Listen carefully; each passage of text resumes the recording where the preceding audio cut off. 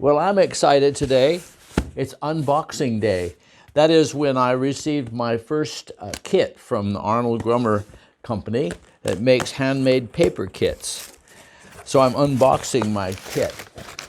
The reason I bought this is because it's part of the Printmaking Teachers in a Box plan that I have. In other words, everything a person needs in a box to teach and learn the joys of printmaking.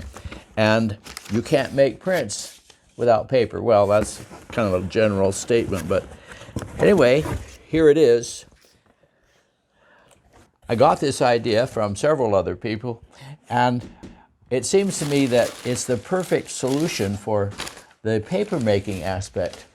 The box somewhat fits, I think, in this old prototype of my first Printmaking Teachers in a Box.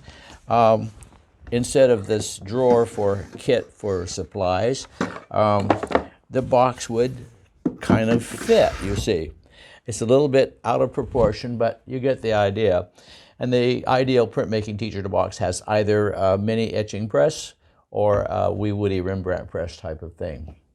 Well, I hope you enjoyed this unboxing. Thanks for watching.